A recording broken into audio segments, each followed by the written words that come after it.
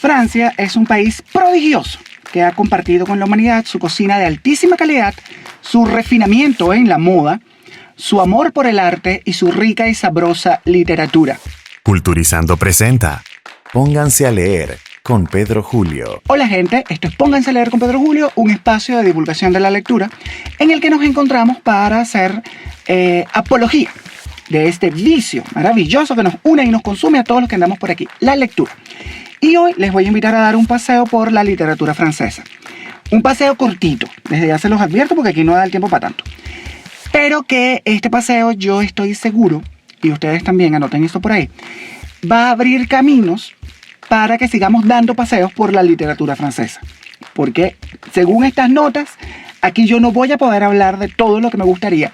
Entonces, bueno, vamos a dejar la puerta abierta de esos caminos para luego seguir caminando y transitando y paseando por la literatura francesa.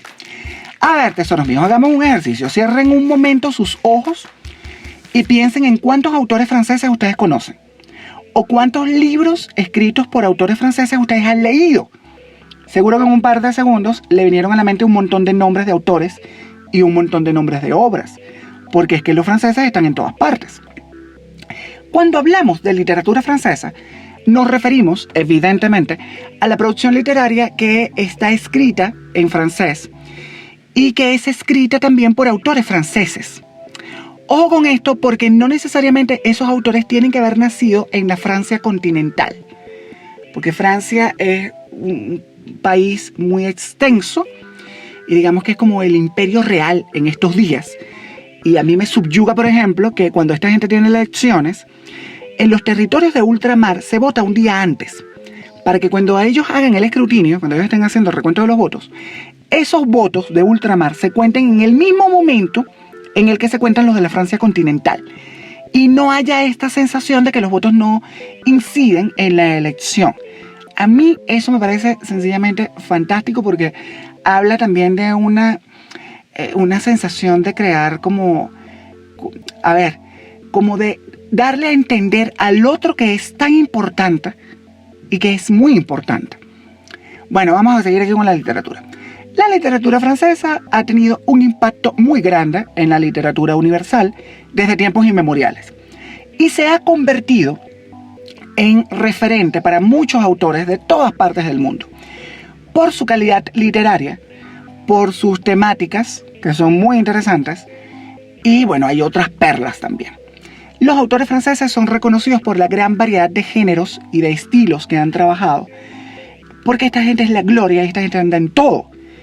Entre tanta producción, existen algunos elementos en común que hacen que se amalgamen los géneros que se cultivan en la literatura francesa. Vamos ahora a repasar algunos de estos rasgos que tiene pues, la literatura francesa. Por ejemplo, el uso de figuras estilísticas como la metáfora, que son figuras retóricas de pensamiento que expresan una realidad o concepto por medio de una realidad o concepto diferentes, con lo que lo representado guarda cierta relación de semejanza. También están los eufemismos, que son palabras o expresiones más suaves, más decorosas, con las que se sustituyen otras que se consideran de mal gusto, que son groseras o que son muy francas. Mi abuela, Mati, era una especialista en eufemismo. Está también la metonimia, que es una figura retórica en la que para nombrar una cosa se utiliza el nombre de otra cuyo significado resulta cercano o próximo al original. También está la sátira, que se convierte viene como a significar una crítica aguda de las costumbres o los vicios de alguien con intención moralizadora o burlesca. O las anáforas, que consisten en la repetición de una o varias palabras al principio de una serie de versos u oraciones. Y bueno, hay otras figuras estilísticas que los franceses son unos reyes cultivando. Otro elemento común en la literatura francesa es la importancia que se le da a la razón. Y esto lo empezamos a ver después de la muerte de Luis XIV, del Rey Sol, en 1715. Porque a partir de esta fecha, en Francia arranca la época de la razón. Entonces ellos empiezan a cuestionar la autoridad del rey y la autoridad de la iglesia, y los escritores se empiezan a interesar por la política, por los aspectos religiosos, por los aspectos sociales, y esto da origen a importantes obras del género del ensayo. También, antes del siglo XX, la literatura francesa se caracterizaba por contener una gran variedad de obras ligadas a las corrientes o a los movimientos literarios que se gestaban en Europa. Francia se convierte como en el epicentro de los movimientos literarios y aquí empiezan a mezclarse culturas como la romana, la germánica, la celta. Pero luego, entrado el siglo XX, los autores se alejan de los movimientos literarios y no quieren definirse bajo ninguna escuela. Ahora sí, teniendo estos antecedentes, vamos a empezar este paseo. Yo les pido por favor que se pongan unos zapatitos cómodos, unos guachicones de estos que están usados así como flojitos, y vamos a empezar a caminar. Vamos a arrancar con el origen de lo que hoy llamamos literatura francesa, que al igual que las literaturas de los territorios vecinos, como lo que conocemos hoy como España o Italia, se remonta a la Edad Media, porque en esta época fue cuando el latín empieza a parir las lenguas romances, y entre estas lenguas romances nació el francés. La primera obra que podríamos considerar como la génesis de la literatura francesa son los juramentos de Estrasburgo, que están datados por allá en el siglo IX. Resulta que el 14 de febrero del año 1842, el 14 de febrero, por cierto, el día de San Cirilo y San Metodio, en esta fecha se firmó el Tratado de Paz entre Carlos el Calvo y Luis el Germánico. A mí me encantan los apodos de los reyes. Me parecen fantásticos. Hay uno que llamaban el hechizado, hay otro que llamaban la loca, uno que llamaban el hermoso, que por cierto era el marido de la loca, hay otro que llamaban el borracho, otro que llamaban el sin miedo. Bueno, total, en fin. La cosa es que estos tratados, este tratado de paz, estos juramentos de Estrasburgo, daban, a ver, ¿cómo lo digo? Ponían fin a la guerra. Y aprovechaban también para sellar un pacto de ayuda mutua contra un tercer reino, porque el imperio carolingio, a la muerte de Ludovico Pío, que era el hijo de Carlomagno y el papá del Calvo y del Germánico, se había dividido en tres en ese momento. Entonces, este es un chisme de familia en toda regla, que está escrito de una manera prodigiosa en estos juramentos, y es precisamente a inicios del siglo IX y a partir de este momento cuando se empieza a producir literatura en Francia de manera formal. Luego, en el siglo XII, surgen géneros como los cantares de gestas, la lírica trovadoresca o los poemas caballerescos. Los cantares de gestas tienen su origen en la tradición guerrera de los siglos anteriores, y en estos poemas épicos se narran las hazañas de los grandes héroes. Aquí tenemos, por ejemplo, a la canción de Roldán, que era cantada por trovadores y que nos cuenta la historia de Roldán, que fue un militar que luchó en la batalla del Paso de Roncesvalles en el año 778 durante el reinado de Carlomagno. Según el texto, este Roldán era sobrino de Carlomagno. Carlomagno, que era el abuelo del Calvo y del Germánico. Y es así como se va constituyendo el prototipo del héroe. Porque este Roldán era todo lo que nos gusta. Era un tipo alto, de cabellera, de melena larga. Era un hombre así como, tú sabes, corpulento, acuerpado. Y tenía su consabida barba seductora. Y aquí métanle ustedes todas las características que les parezcan atractivas de esta calaña de gente. Bueno, así era Roldán. Pero como no todo es perfecto en la vida, Roldán era muy orgulloso. Orgulloso. Se me salió ahí un potasio. No, era muy orgulloso. Y él es víctima de ese orgullo porque al calor de una batalla, él no pide ayuda y lo vencen y lo matan. En esta obra proliferan los elementos maravillosos, idealistas, sobrehumanos, no solamente de los personajes, sino también de las situaciones en las que se ve involucrado el tal Roldán y sus compañeros de lucha y de batalla. El cantar de Roldán es una obra fenomenal y yo creo que es un buen inicio para entrarle a la literatura francesa.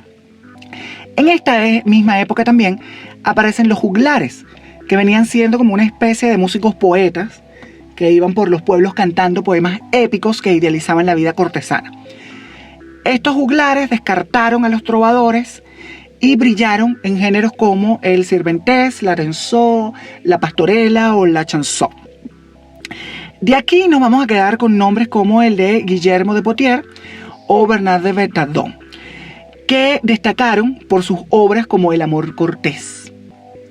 Estas obras tenían precisamente a ese amor cortés como el eje principal de sus temáticas y eran así como súper románticas y evocadoras.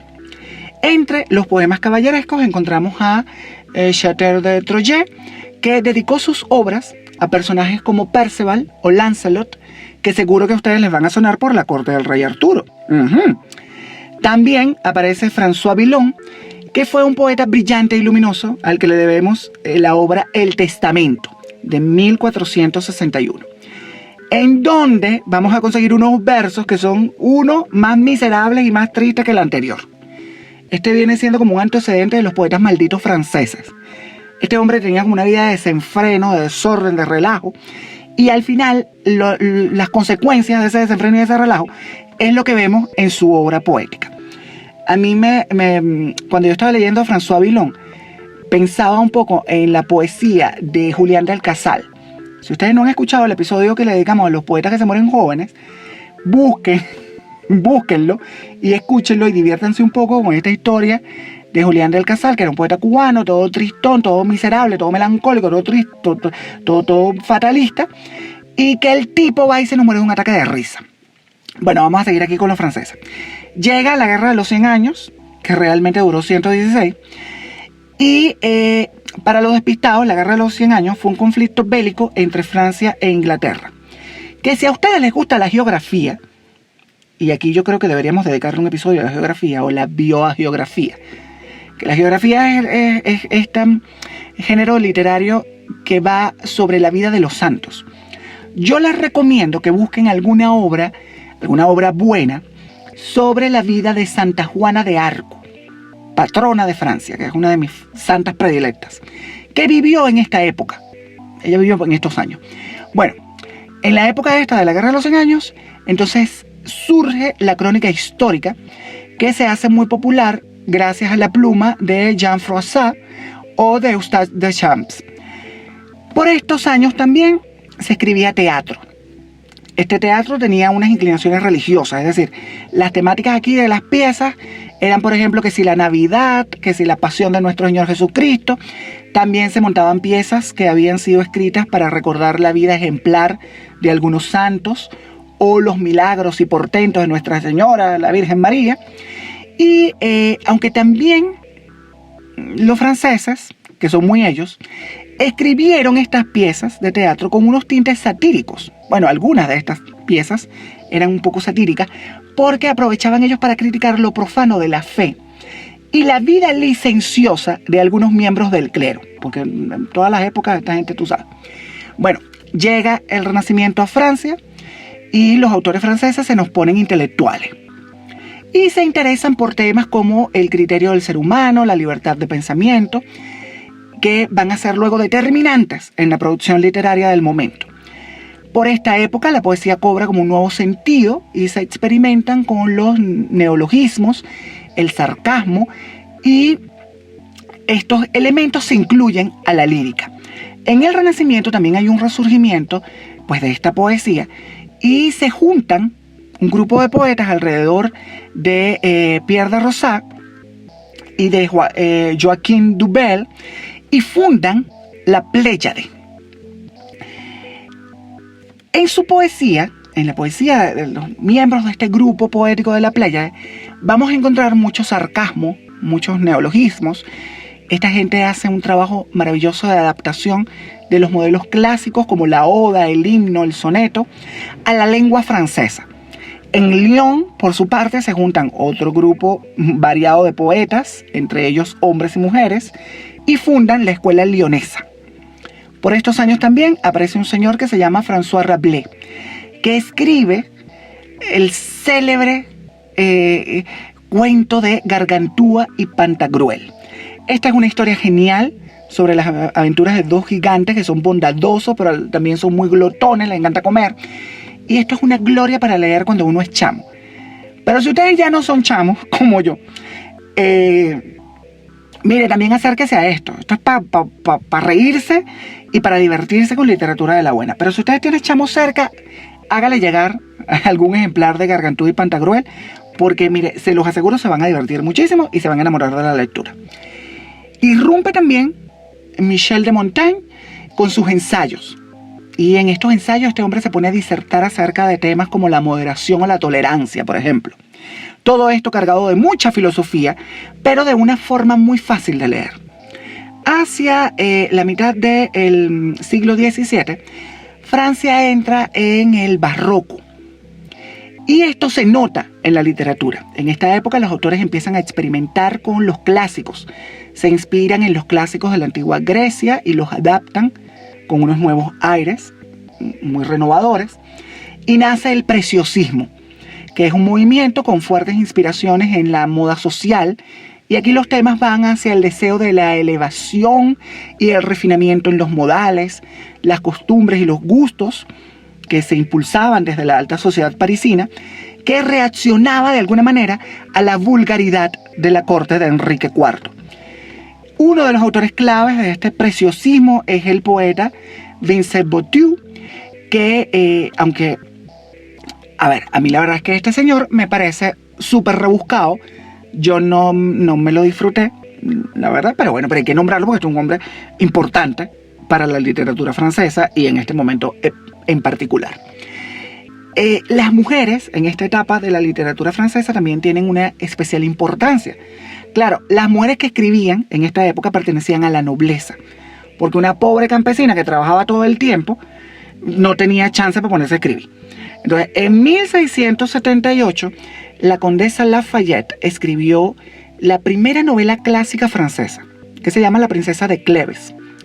Esta era una de las novelas favoritas de mi abuela, de Mati. Esta obra está considerada como uno de los principales antecedentes de la novela psicológica, porque aquí los personajes se la pasan como en un mood de introspección todo el tiempo, viéndose para adentro. Por cierto, que en su momento, el señor Sarkozy, el marido de Carla Bruni, que también fue presidente de Francia, ojo que Carla Bruni, por cierto, tiene un disco dedicado a ponerle música a poemas de Walt Whitman y de Emily Dickinson. Cuidado con esto. Bueno, Sarkozy dijo en su momento que a él le parecía ridículo que en los exámenes de oposición hubiese preguntas sobre este libro de la princesa de Cleves. Y bueno, le cayeron encima a todos los profesores universitarios y lo llamaron de todo menos bonito. Horrible. Luego Sarkozy se retrató, bueno, en fin. Aquello fue un bochinche de los franceses. Otra noble que escribió en la época fue la marquesa de Sévigné, que ella no escribió novelas, ella escribió cartas. Los franceses son unos maestros del género epistolar y esta señora no se queda atrás. Las cartas de la marquesa de Sévigné con su hija pasaron a la historia porque en aquella época era una costumbre bien vista leer las cartas en los salones con los invitados. O sea, tú te imaginas que ahora uno se ponga a leer los mensajes de WhatsApp que uno va recibiendo cuando está reunido con los amigos. Tú te imaginas ay Dios mío, la zampablera que se formaría ahí, ¿no? Horrible. Si a mí me da ansiedad meterme en WhatsApp, mira la ansiedad que me produciría tener que leer lo que me están escribiendo en voz alta. No. Yo se lo dejo a la marquesa esta. Bueno, seguimos en los años 1600 y literal, porque esto fue a mediados de los años 1600. Aparece un señor llamado Jean-Baptiste de Poquelin. Y este Jean-Baptiste de Poquelin empieza a publicar. Seguro que con este nombre ustedes no lo reconocen, pero si yo les digo que este caballero también se hacía llamar Molière, ahora seguro que ustedes saben de quién les estoy hablando. Bueno, Molière, que además de escritor, era también un actor consumado y protegido del rey Luis XIV, se convierte en el padre de la comedia. La comedia es un género que él trabajó de manera magistral y utilizó también para burlarse de la alta burguesía. Porque según mi abuela, plata tiene cualquiera, ahora clase, solo unos pocos. Mati no lo decía así, no. Pero como la frase es políticamente incorrecta desde todo punto de vista, yo no la voy a decir aquí, no. Si a ustedes les da curiosidad y quieren saber cuál era la frase de mi abuela, escríbanme por privado en Instagram, @PedroSainoa, y yo les echo el cuento. Bueno, de esta época, quizá la obra más importante de Molière sea Tartufo. ¿De qué va Tartufo? Bueno, Tartufo es un tipo despreciable que se hace llamar así porque él era aficionado a las trufas, imagínate tú, y utilizando o intentando utilizar todo tipo de argucias, él intenta quedarse con los bienes y la fortuna de Orgón.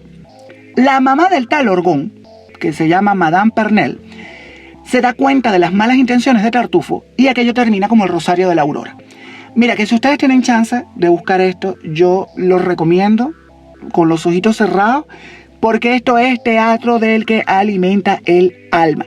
Y si ustedes tienen la suerte de vivir en una ciudad donde alguien esté representando esto, vayan a verlo. Luego, vamos a seguir en los años 1600. Vamos a retroceder un poquito. Me voy a echar un poquito para atrás porque mira, esta nota tenía que haber estado antes, pero bueno, pero está aquí. En 1637, René Descartes publica su famosísimo discurso del método para conducir bien la propia razón y buscar la verdad en las ciencias, que todos nosotros conocemos como el discurso del método. Yo tengo una relación de amor-odio con este libro, porque a mí me tocó leerlo y releerlo y preparar un ensayo cuando yo estudiaba filosofía. Y como yo le tenía tirria al profesor de esa materia, que era un dominico que tenía una facultad de somnífera, pues mira que yo no duermo nunca, pero este señor me daba como sueño, me empezaba a pescar en esa clase. Yo le agarré manía a la obra de Descartes. Pero lo cierto es que esta obra es importantísima para los seres humanos, porque Descartes funda con ella el inicio de la filosofía moderna y escribe con una lucidez y una simplicidad su argumentación, de manera que es tan fácil de leerlo y de entender lo que el tipo nos quiere decir que apabulla. Este hombre aquí habla de la ciencia y de la conciencia y de cómo después de decepcionarse por todos los años que estudió en un colegio de jesuitas, él solo reconoce lo que aprendió en matemáticas y le toca ponerse a investigar para llegar a su propia metodología para investigar. La cosa es que aquello estaba tan bien escrito y estaba también tan bien argumentado y diseñado que al día de hoy nosotros seguimos utilizando el método de Descartes. Ya en el siglo XVIII, en Francia, tenemos como un resurgir de la nación y entonces nos encontramos con el siglo de las luces, porque en estos años precisamente Francia florece y se convierte en una potencia europea. Y con ese florecimiento viene también todo una referencia francesa, es decir, Francia se convierte también en un referente para la literatura universal, influyendo en todo el mundo a través de esto que ellos escribían. Nacen en esta época las enciclopedias como instrumentos de ilustración para sembrar el conocimiento en el mundo, y es ultra famosa la enciclopedia de Diderot, que se publicó por allá entre 1751 y 1780 y que contiene más de 70.000 artículos, no te llevo nada, de un montón de colaboradores como Voltaire, Rousseau o el Barón de Holbach. Aparecen también los filósofos como Montesquieu y los que ya nombré, Voltaire y Rousseau, que en un mood intelectual se ponen a escribir sobre las formas en las que debería funcionar la sociedad. Esta gente gesta una reforma aprovechándose de los géneros literarios que tenían a la mano para hablar de política. De Montesquieu podríamos destacar las cartas persas, por ejemplo, o el espíritu de las leyes, que yo leí cuando estudiaba Derecho en la Universidad de los Andes y que me abrió los ojos a un montón de cosas. Y yo me la paso culpando a los libros de las decisiones que tomo en mi vida. Pero yo después de leer el espíritu de la ley de Montesquieu, terminé militando en el movimiento del socialismo. Imagínate tú. Dios mío. En fin. De Voltaire nos vamos a quedar con Cándido o con el Tratado sobre la Tolerancia, en el que este hombre habla de la libertad de culto y que luego la Iglesia Católica incluyó en el índice de libros prohibidos en 1766. Ya saben ustedes que si la Iglesia lo prohíbe, mira hermano, ese libro seguro que es bueno. Así que échele un ojo. Por cierto que Voltaire tiene unos poemas preciosos. Si a usted le gusta la poesía, busquen los poemas de Voltaire. Y de Rousseau hay que leer, porque es que esto hay que leerlo, El Contrato Social, que es una obra fundamental para acercarse a las ideas de la libertad y de la igualdad de los hombres. Yo diría también que leyeran El Emilio, pero en este momento yo siento que Mary Wollstonecraft me está poniendo mala cara. Mary Wollstonecraft, de la que hablamos en el episodio dedicado a la abuela ñángara de Frankenstein, no estaba muy de acuerdo con esta obra. Recordemos a Mary como la escritora de la vindicación de los derechos de la mujer. Bueno, hacia el siglo XIX, la literatura francesa camina entre el naturalismo y el realismo. Entonces aparecen otras vertientes también como romanticismo, y justo aquí saltan autores como Chateaubriand, que es hoy por hoy uno de los clásicos de la literatura francesa, y está considerado también el fundador del romanticismo. Y a este hombre le debemos obras como Atala o Los amores de los salvajes en el desierto. Por cierto que yo llegué a este libro gracias a un profesor de Derecho Constitucional, que en vez de hablar de Derecho Constitucional, el hombre se ponía a hablar de libros. Y bueno, yo descubrí un montón de textos y de obras gracias a este señor. Mati también le encantaba este libro, porque este libro es de una cursilería. Esta historia de Atala con el indígena mira, es cursi, pero total, es más cursi que yo. También de esta época está Madame Steele. Madame Steele, o también está George Sand, que realmente ella se llamaba Aurore Dupin o Aurore Dupin, para pronunciarlo en francés correctamente. Y bueno, en su época, George Sand fue como una de las escritoras más populares en Europa. Era así como una escritora de bestseller. La obra de Sand es súper prolífica, pero yo aquí voy a mencionar una novela que se llama Le Petit Fadet, o La Pequeña Fadet, que es una gloria, que yo leí por recomendación de mi abuela también. Mati era una gran asidua lectora de la literatura francesa. A ella le encantaba todo lo que fuera francés. Y yo bebí mucho de esa influencia. Bueno, resulta que la tal Fadet, que era una linda muchachita de la campiña francesa, se convierte en el objeto de enamoramiento de Landry y Sylvinette. Pero resulta que Landry y Sylvinette eran hermanos gemelos. Entonces imagínate tú aquel bochinche que se forma ahí. Total que aquí hay diversión a mares, porque esto es un enredo total entre Fadet, entre Landry y Sylvinette, y todo lo que le pasa es así como muy rocambolesco. Luego llegaría Victor Hugo, el gran Victor Hugo, que es uno de los grandes de la literatura francesa y universal, al que se le considera el último maestro de la escuela romántica. Y a este caballero le debemos grandes obras, muchas. O sea, es que todo lo que escribía este hombre parecía que lo escribía brillantemente bien. Pero particularmente Los Miserables es como su obra maestra. Y ha sido adaptada un montón de veces al cine y a la televisión. Y sigue generando interés porque aquí se nos cuenta un tejemaneje entre un tal Jean Valjean y un tal Javert, que persigue a Jean Valjean, porque Javert era un inspector de la justicia, porque Jean Valjean se robó un pan. Y entonces dice uno, pero ¿de verdad lo vas a seguir persiguiendo por eso? O sea, tú búscate una vida. Mira, de verdad. O sea, ponte un curso de costura, de reparación de calzado, aprende a bordar punto de cruz, ponte a leer, chico. Deja ese hombre tranquilo. No, pero él lo persigue. Y todo el libro es un sinvivir en el que pasan cosas terribles, como lo que le pasa a la pobre Fantine. Dios mío, esa mujer nació para sufrir. Lo que es ella, Santa Rita de Casa y Frida Kahlo, mira, esa gente nació para sufrir. Bueno, total, que Victor Hugo también tiene otra obra que es muy importante y fundamental en la literatura, no solamente francesa, sino mundial, que es Nuestra Señora de París, que esta novela narra la historia del jorobado Quasimodo, la gitana Esmeralda y el archidiácono, porque tú sabes, porque la iglesia está en todo, Claude Frollo, que es un tipo despreciable. O sea, realmente este hombre es detestable. Franceses también son los Alejandros Dumas, el padre y el hijo. Y a esta gente le debemos grandes joyas de la literatura francesa, como Los Tres Mosqueteros, o El Conde de Montecristo, el padre, o La Dama de las Camelias, al hijo. Que de esta gloria ya hablamos en este podcast con mi amigo Eduardo Bacarani de invitado. Y yo se la recomiendo, busquen ese episodio si no lo han escuchado, para que se enteren por qué Eduardo dice que yo voy a terminar como Marguerite Gautier, como la Dama de las Camelias. Yo no se lo voy a decir aquí, ustedes vayan y escuchen aquello. Total que bueno, que Alejandro Dumas padre y Alejandro Dumas hijo, nosotros le debemos un episodio en Pónganse a Leer, porque es que esta gente era fantástica para escribir. O sea, realmente tienen historias fenomenales, como El Hijo Natural. O sea, una de las novelas favoritas de mi abuela. Cursi también, pero total. De esta época también es uno de mis escritores favoritos, del que yo también ya, mire, desde ahorita anuncio que le vamos a dedicar un episodio a este señor, porque ya las notas están listas. El gigante Gustave Flaubert, que es el escritor de un montón de novelas fantásticas, por ejemplo, Salambo, o tiene otra que se llama Las Tentaciones de San Antonio, pero mi favorita en todo el mundo es Madame Bovary.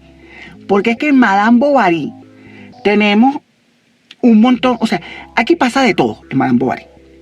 Emma Bovary, que era una muchachita de la campiña, se enamora, bueno, más que enamorarse, termina aceptando la proposición matrimonial de un doctor que iba a ver a su papá, el doctor Charles Bovary, para salir del pueblo. Ella se casa con este señor.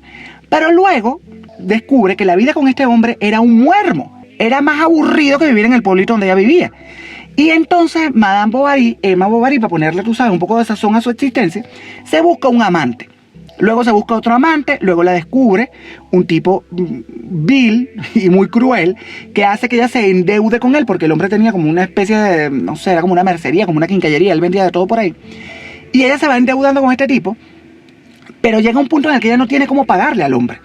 Entonces, como no tenía cómo pagarle, el tipo empieza a amenazarla, que le va a decir al marido, y bueno, aquello termina como termina. Yo no se los voy a compartir por aquí, porque en el episodio de Madame Bovary vamos a hablar de cómo termina este libro, pero desde ya les digo que es una de mis novelas favoritas, y además Emma Bovary es una de mis heroínas favoritas en toda la historia.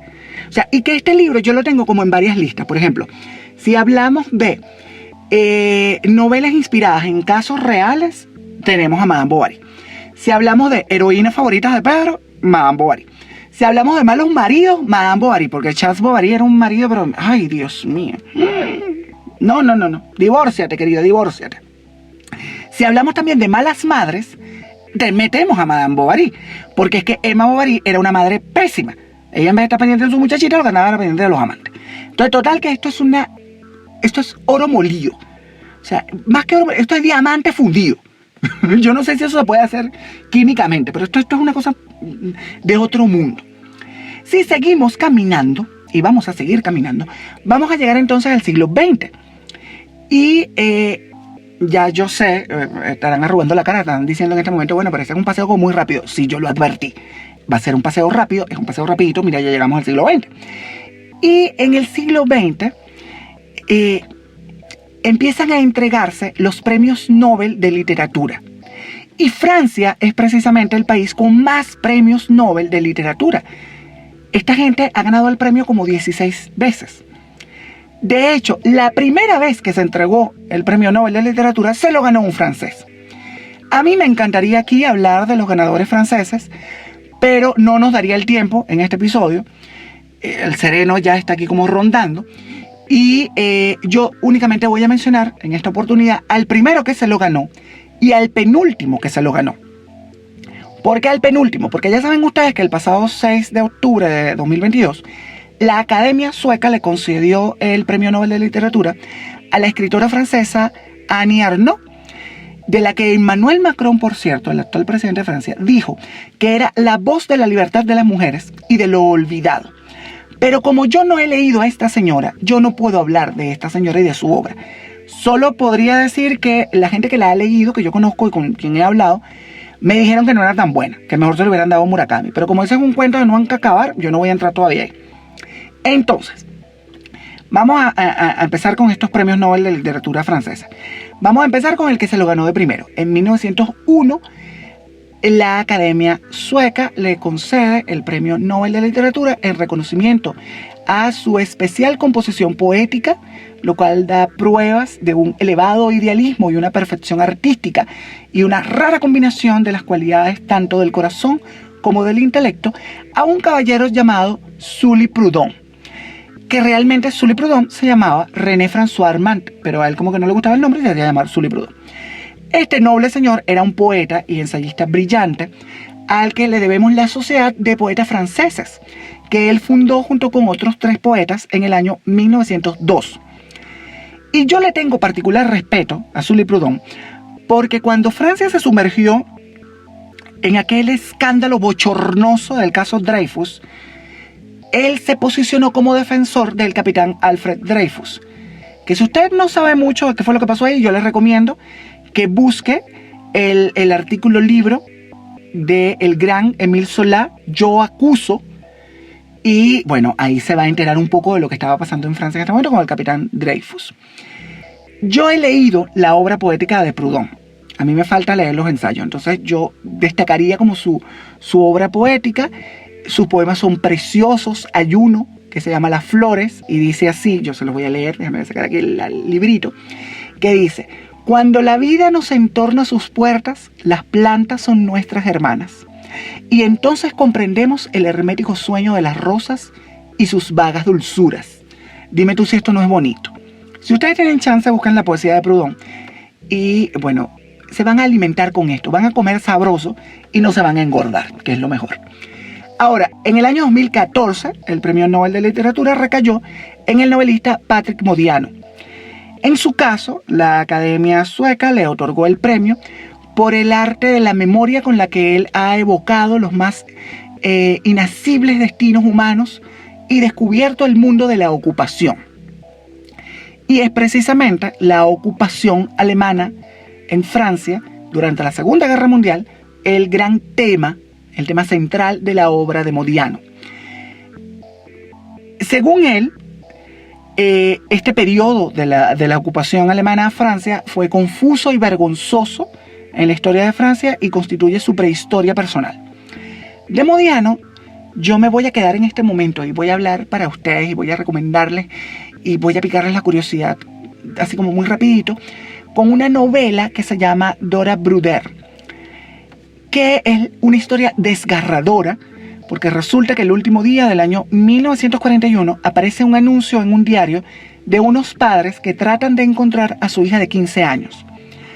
A los 9 meses de ese anuncio, aparece el nombre de la hija en una lista de deportados al campo de exterminio de Auschwitz.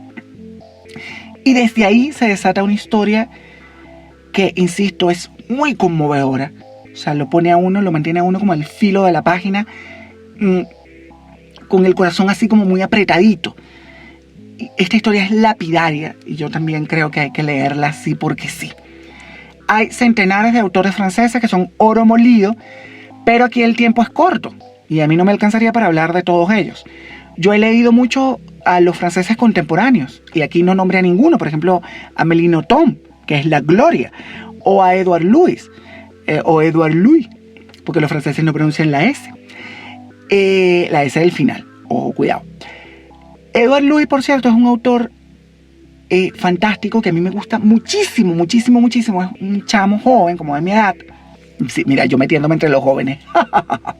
Bueno, total que él tiene un libro que se llama Para acabar con Eddie Belleguel. Y este libro es muy conmovedor.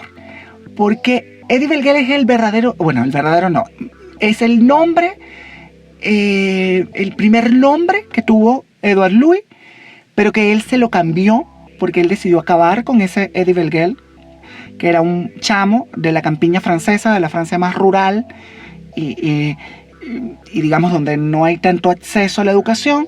Él se va y él estudia en la universidad y entonces es homosexual, pero también es muy contestatario y se presenta ante la familia y ante el pueblo donde vivía con todo ese espíritu renovador, y eso como que no cae muy bien.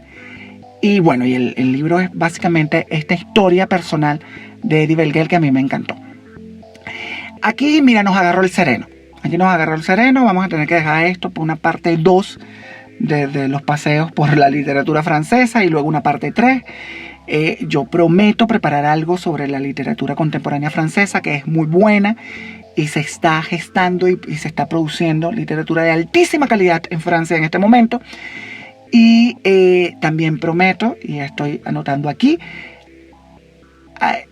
compartir con ustedes un episodio sobre grandes clásicos franceses, porque creo que es justo y es necesario también. Nos vamos a despedir, queridos míos. Yo espero haberles picado la curiosidad con este episodio y que después de haberme escuchado, ustedes vayan a mis redes, @PedroCDNOA en Instagram o en Twitter. Y por favor, por ahí me cuenten sus experiencias con la literatura francesa. Me cuentan a quienes creen que yo dejé por fuera y que es un pecado capital que yo los haya dejado por fuera. Si han leído alguna de estas obras de las que he hablado aquí. si están leyendo a los franceses en este momento o si han leído unos franceses que yo no nombré y unas obras que yo no mencioné también aquí, miren, échenme el cuento por favor. Ahora sí, tesoros míos, nos vamos porque el sereno ya llegó, está aquí entre nosotros. Nos escuchamos en otra oportunidad, pero antes de irnos yo voy a aprovechar de recordar la consigna. Ya la saben ustedes.